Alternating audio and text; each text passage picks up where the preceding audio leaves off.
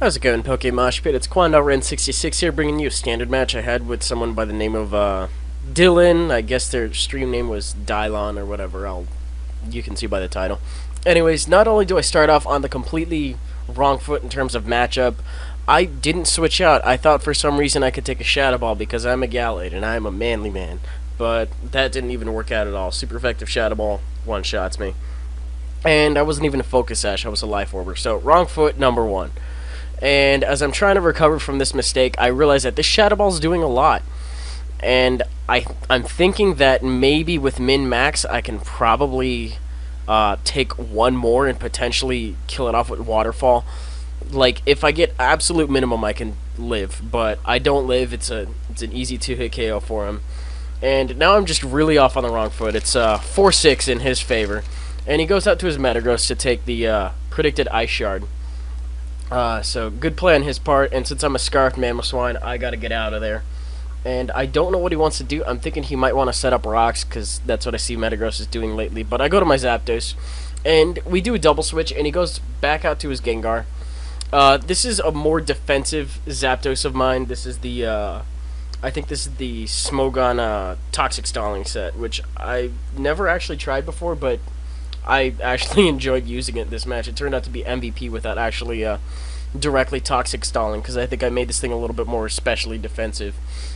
Anyway, enough of the rambling on that. He brings in an Omastar, which definitely, like, eyebrows through the roof, because I never see these things used in play, ever. And not only that, he takes my T-Bolt, so he has a heavy amount of investment, and he's going to go ahead and hit me back with an Ice Beam.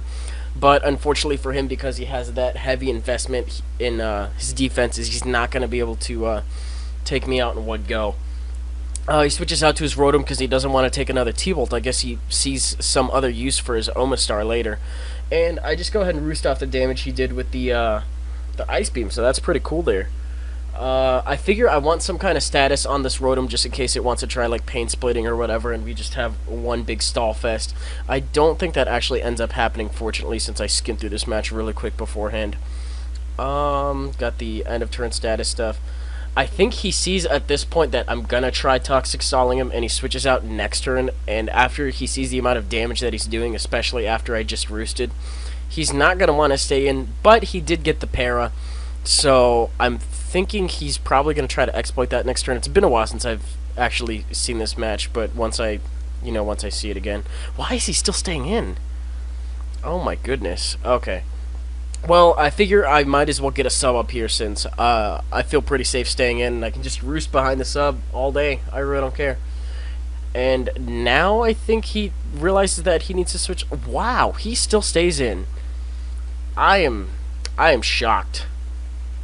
Pun somewhat intended because electric types anywhere. Anyway, he gets a crit and breaks my sub, and I'm just gonna go ahead and roost off all that damage. And now that he sees that he spent 3 turns in here T-bolting, breaking my sub and whatnot, and I'm already back to full, and I am toxic stalling him pretty well. Now he switches out. Okay, I was like, why would he stay in that long? I'm confused.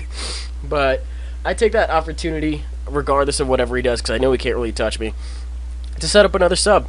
And I got a sub up against this Metagross, so that's always going to be good.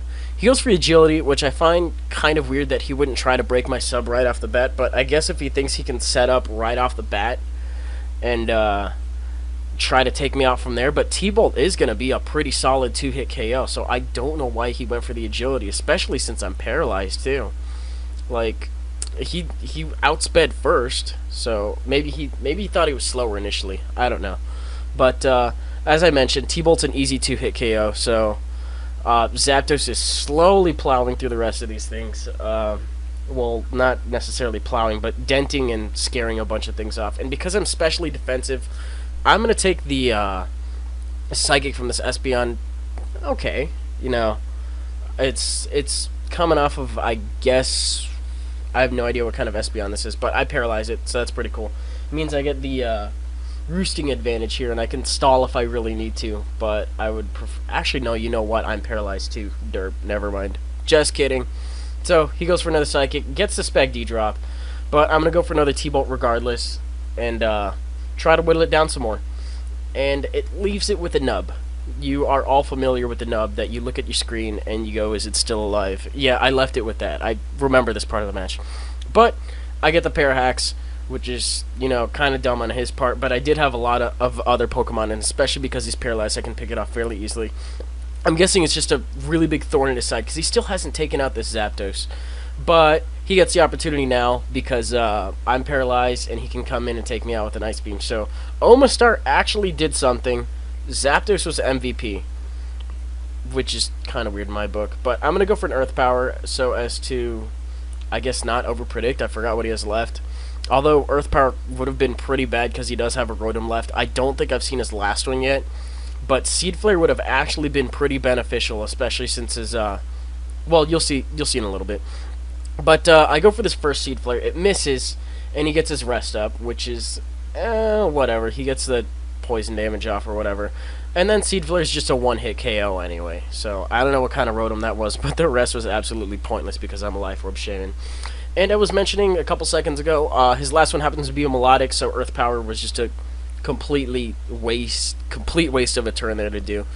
But that was a really, wow, I was about to end the video there. I'm so sorry. I thought that was going to be a one-hit KO.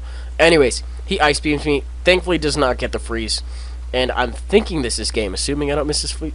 Okay, yeah, I hit it. And I think I'm going to wait until I see player defeated. Okay, so that was a good game, Dylan. I had a lot of fun with it. And that's going to be it for today, Mosh Pit.